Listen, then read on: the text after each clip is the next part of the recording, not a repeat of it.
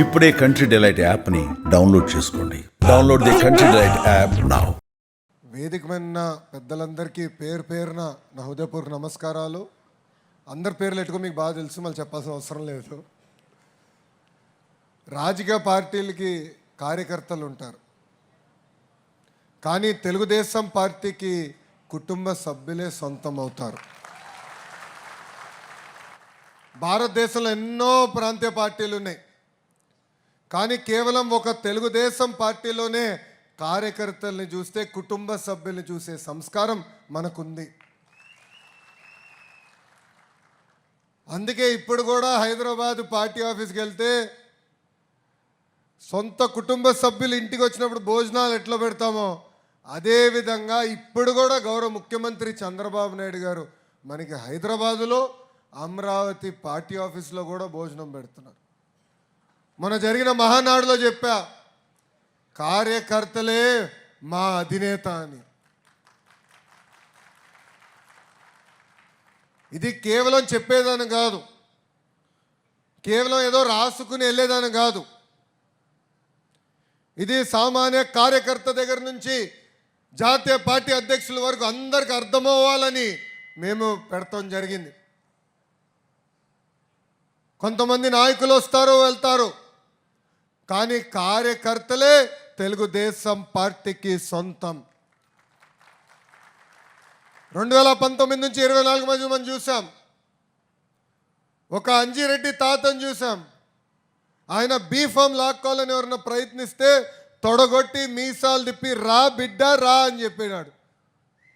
మంజులమ్మని చూసాం, పల్నాడులో ఏకంగా ఆమె బూత్లో గట్టిగా ఉందని ఆమె పైన దాడి చేస్తే రక్తం కారుతున్నా కూడా బూత్ వదలకుండా చివరి ఓటు పడి మన బాక్స్ని సీల్ చేసే వరకు కదలకుండా నిలబడింది. తోట చంద్రయ్యను కూడా చూసాం, కత్తి తీసుకుని మెడ పైన పెట్టి ఒక్కసారి వాళ్ళ నాయకుడికి పార్టీకి జై జై కొట్టమంటే జై తెలుగుదేశం జై చంద్రబాబు నాయుడు అని ప్రాణాలు కోల్పోయాడు చంద్రయ్య. అందుకే నేను గర్వంగా చెప్తున్నా, భారతదేశంలో ఏ రాష్ట్రంలో కానీ దేశంలో కానీ ఎక్కడ లేని విధంగా కొత్త చట్టం మేము తీసుకొచ్చాం. ఇట్లా ఫ్యాక్షన్ దాడిలో ఎవరిని చనిపోతే ప్రభుత్వ ఉద్యోగం కల్పిస్తామని మేము తీసుకొచ్చాం. తోట చంద్రయ్య కొడుక్కి ఉద్యోగం ఇప్పించే బాధ్యత నేను వ్యక్తిగతంగా తీసుకున్నా. ఇది మనందరికి ఉన్న అనుబంధం, ఇది తెలుగుదేశం పార్టీ. గడిచిన 5 సంవత్సరాలు అందరం త్యాగాలు చేశాం, అడుగడుగున ఇబ్బంది పడ్డాం, కేసులు కూడా పెట్టించుకున్నాం. నేను నిన్న కలెక్టర్ కాన్ఫరెన్స్లో నవ్వుతా చెప్పా ఒక పోలీస్ సోదరుడికి, మన హోంమంత్రి గారు కూడా తల్లి వీలే కేసులు మన పైన పెట్టారు, టైం ఇస్తున్నా తొందరగా కేసులు తీయమని చెప్పని కూడా అదే అధికారులకు నేను చెప్పా. మీ అందరి త్యాగాల వల్ల భారతదేశ చరిత్రలో ఎక్కడ జరిగిన విధంగా 175 స్థానాలలో 164 స్థానాలు మనం కైవసం చేసుకున్నాం. వైనాట్ 175 అన్నవారు టీమ్ 11కే పరిమితం అయిపోయే పరిస్థితి మనందరం కూడా చూసాం. అహంకారం వద్దు, కష్టపడే మనస్తత్వం మనకు కావాలి. ఎన్ని ఆర్థిక ఇబ్బందులున్నాయో నాకు తెలుసు. సకాలంగా జీతాలు చెల్లించడానికి ఇబ్బంది పడుతున్నాం, కానీ చాలని పెన్షన్ని మనం పెంచాం.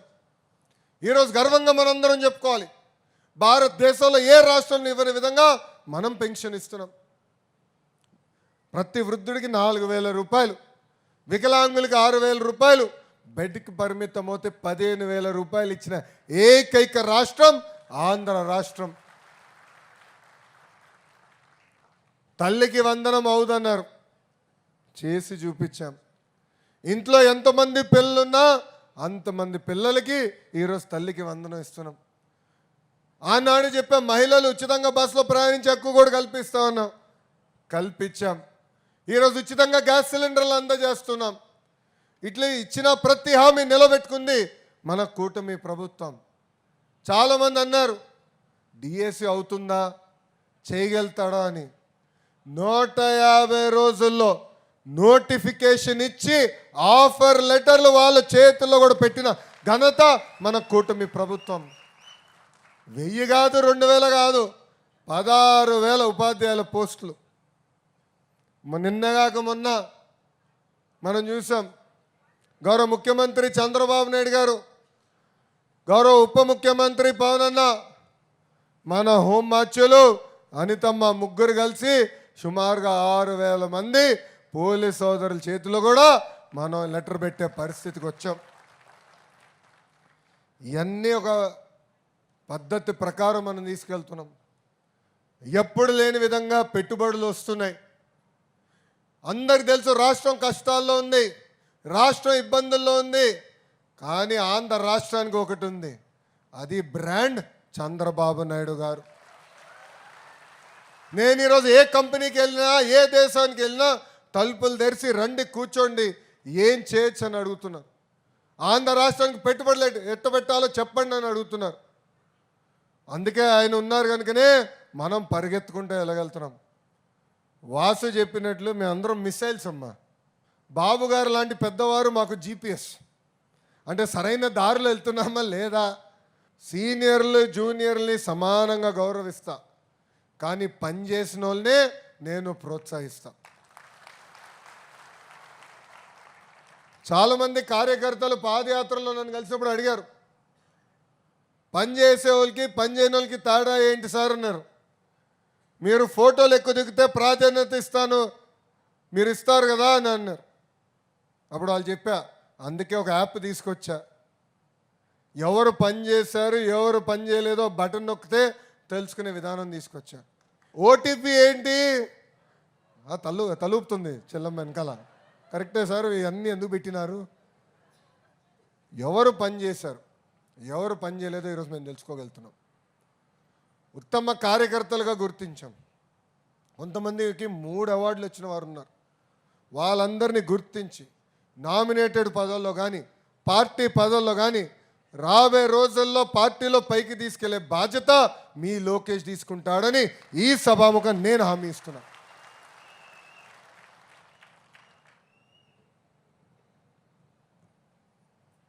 అబద్ధం తీయగా ఉంటుంది, కానీ నిజం కొంచెం చేదుగా ఉంటుంది. నేను నిజం చెప్పేవాడిని, ఉంది ఉన్నట్టుగా చెప్తా. ఇక్కడ కార్యకర్తలు అందరూ తెలుసుకుని ఉంటారు. ఇప్పటికీ మనసులో నేనేం దాచుకోను, ఎందుకంటే మనందరం ఒక పెద్ద కుటుంబం, కలిసికట్టుగా నడవాల్సిన కుటుంబం. సో నా మనసులో ఏమున్నా పలికేది ప్రేమగా పలుకుతా, కోపం వస్తే అంతే ఘాటుగా చెప్తాను. మన మంచి కోసం, పార్టీ భవిత కోసం. ఈ భూమిపైన మనందరం శాశ్వతం కాదు, మీ లోకేష్ కూడా శాశ్వతం కాదు. కానీ విశ్వవిఖ్యాత నట సార్వభౌమ స్వర్గీయ నందమూరి తారక రామారావు గారు స్థాపించిన తెలుగుదేశం పార్టీ శాశ్వతం. నిన్న మొన్న కొంతమందితో మాట్లాడుతున్నా, వాళ్ళందరికీ చెప్పా, అన్నగారు ఏ ముహూర్తంలో పార్టీ స్థాపించారో తెలియదు, కానీ చాలామంది అన్నారు తెలుగుదేశం పార్టీని భూస్థాపితం చేస్తామన్నారు, తెలుగుదేశం పార్టీ ఉండదన్నారు. కొంతమంది పార్టీ వీడి వెళ్ళినప్పుడు కూడా పెద్ద పెద్ద మాటలు మాట్లాడారు. కానీ కార్యకర్తలే చూపించారు తెలుగుదేశం పార్టీ అనేది రాబోయే 10 కాదు కదా 100 సంవత్సరాలు ఈ భూమి పైన ఉంటుంది. తెలుగు జాతి ఉన్నంత వరకు తెలుగుదేశం పార్టీ ఉంటాం శాశ్వతం.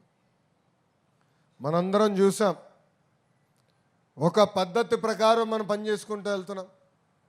కానీ రాష్ట్రంలో కూడా ఒక సైకో ఉన్నాడు. ఎంత మంచి సినిమా అయినా ఒక చిన్న విలన్ ఉంటాడు. రాష్ట్రానికి ఒక సైకో ఉన్నాడు. నిన్న మొన్న మాట్లాడుతున్నాడు, అరెస్ట్ చేస్తాడంట. అరే 53 రోజుల్లో నువ్వు మా నాయకుడిని అరెస్ట్ చేసి ఇదే రాజమండ్రి జైల్లో బంధించి ఏం పీకావయ్యా, ఏం పీకావు? నువ్వు అరెస్ట్ చేస్తే మేము భయపడాలా? అరే ఇట్లా నీ ముందర చాలామంది పెద్ద పెద్ద మాటలు మాట్లాడారు. వాళ్ళందరి పరిస్థితి ఏమైందని ఒక్కసారి ఆ సైకోని ఆలోచించమని నేను అంటున్నా.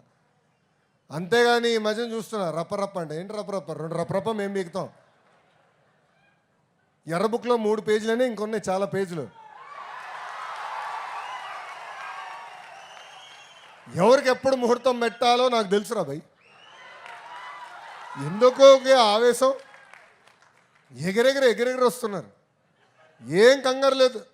చట్టాన్ని కానీ మీరు ఉల్లంఘిస్తే నేను ఎవరిని వదిలిపెట్టాను, ఈ కూటమి ప్రభుత్వం వదిలిపెట్టాను. ఎవరైనా. That is the power of red book. అందుకే నేను రాసుకున్నా, అందుకే నేను పెట్టుకున్నా. నేను ఎవరిని వదిలిపెట్టాను. ఇక్కడున్న కార్యకర్తలందరం మనం చేయాల్సిన పనులు మనం చేయాలి. అది మనం మర్చిపోకూడదు. లోకేష్కి ఏముంది, బాబు గారు చెప్తే పని అయిపోతుందని. కానీ తెలుగుదేశం పార్టీలో సంస్కరణలు తీసుకొచ్చి నేను పోరాడా. నేను అనేక సార్లు చెప్పా, సైకోతో నేను ఎంత పోరాడానో 3 రెట్లు ఎక్కువ తెలుగుదేశం పార్టీలో నేను పోరాడా. ఒక పార్లమెంట్ పార్టీ వ్యవస్థ తీసుకొచ్చేదానికి పోరాడా. అందరూ పాలిట్ బ్యూరోలో ఉన్న పెద్దవారందరూ అన్నారు, అన్న ఎన్టీఆర్ గారు ఏకంగా జిల్లా పార్టీ అధ్యక్షులు పెట్టారు కదా, ఇది మార్చితే కరెక్ట్ కాదు కదా అన్నారు. నేను కాలం మారింది, రాజకీయంగా అవసరాలు మారినాయి. మారిన కాలానికి మనం కూడా మారాలని కోరా. 2 సంవత్సరాలు పట్టింది నాకు, కానీ వదిలిపెట్టలా. నేను అనుకున్న అన్నీ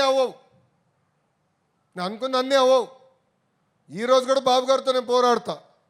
కానీ బాబు గారు ఒక్కసారి నిర్ణయం తీసుకుంటే తల వంచి ఆ నిర్ణయాన్ని అమలు చేసే వ్యక్తి మీ లోకేష్.